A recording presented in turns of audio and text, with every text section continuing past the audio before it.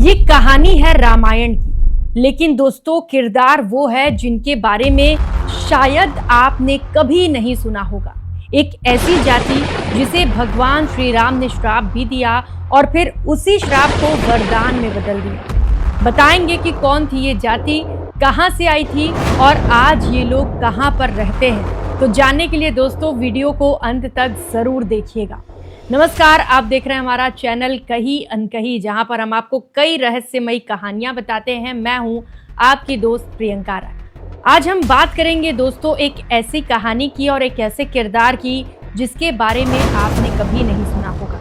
आज हम आपको ले चलेंगे रामायण की एक बेहद ही रहस्यमयी जाति की ओर, जो वानर भी नहीं है और राक्षस भी नहीं है, इंसान भी नहीं है, बल्कि एक अद्भुत जाति है जो कि किन्नर और किमपुरुष है। तो चलिए शुरू करते हैं। तो दोस्तों रामायण में एक ऐसी जाति का जिक्र आता है जिसे बहुत कम लोग जानते हैं। दो ऐसी जातियां रामायण में अंकित हैं। पहला है किन्नर, जो आधे मानव और आधे दिव्य हैं। संगीतकार हैं, स्वर और कला के देवदूत हैं।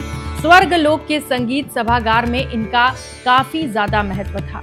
और बात किमपुरुष की भी करेंगे, जो आधा सिंह थे आधा मनुष्य, जिनके बारे में कहा जाता था कि ये हिमालय के उस पार रहते थे जहां आम इंसान पहुंच ही नहीं सकता था।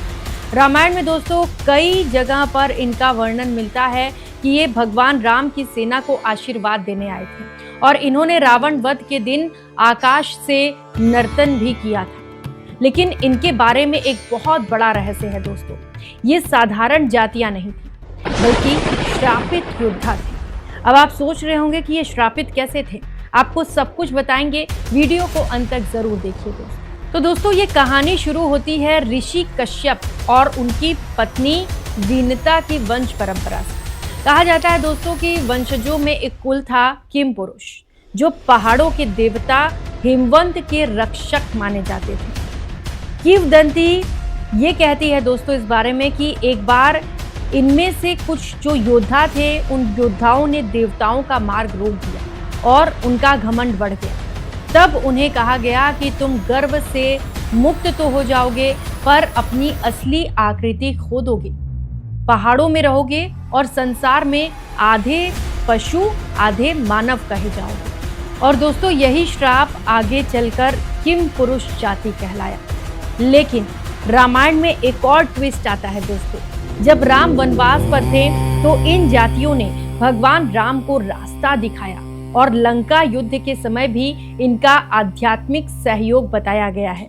इन्होंने भगवान राम को कई तरह से सपोर्ट किया, उनकी हेल्प की, मदद की। इसीलिए भगवान राम ने कहा कि तुम पर्वतों के रक्षक कहलाओगे और जब भी धर्म संकट में होगा तभी तुम्हारी जाति फिर से जाग उठेगी।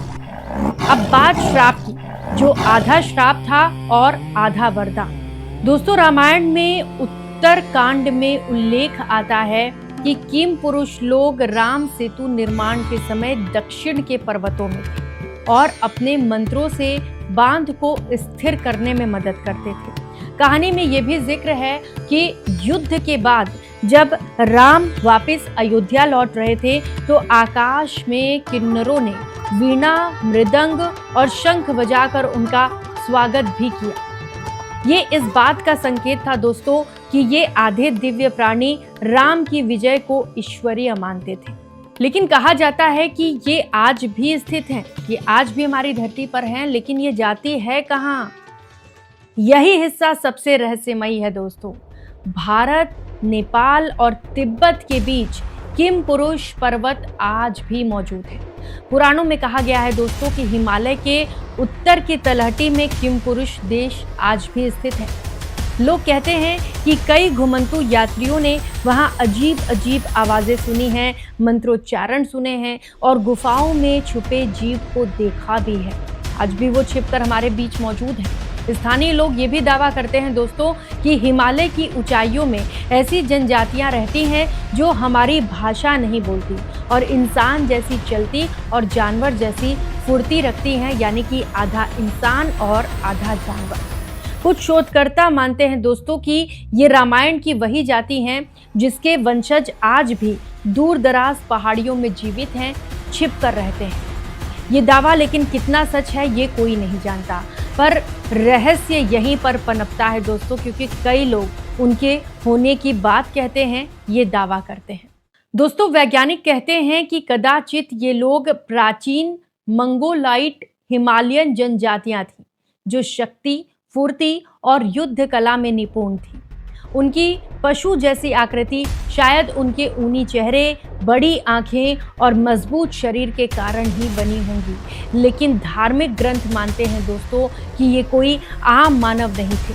इनका जन्म ही अतीन्द्रिय शक्तियों वाला था, यानी कि इनके अंदर अद्भुत शक्तियां थीं। ये कोई आम लोग नहीं, आम मानव नहीं, आम जानवर नहीं थे। रामायण में एक खास पंक्ति आती है दोस्तों, यत्र किम पुरुष वासः, जहाँ की किम पुरुष रहते हैं। इसका अर्थ है कि वो जाति जो वास्तविक थी, केवल कल्पना नहीं। और आज भी दोस्तों कई संत और तपस्वी ध्यान में इन किम पुरुषों का आवाहन करते हैं। वो मानते हैं कि वे हिमालय के अदृश्य द्वारों के रक्षक हैं। तो दोस्तों, क्या आपको लगता है कि किम पुरुष और किन्नर प्रजाति आज भी मौजूद हो सकती हैं, या ये केवल पौराणिक कहानियां हैं?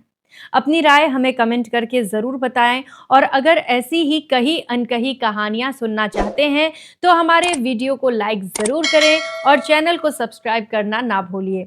फिर से लौटेंगे एक ऐसे ही रहस्यमयी कहानी के साथ। तब तक के लिए टेक केयर, बाय बाय, नमस्कार।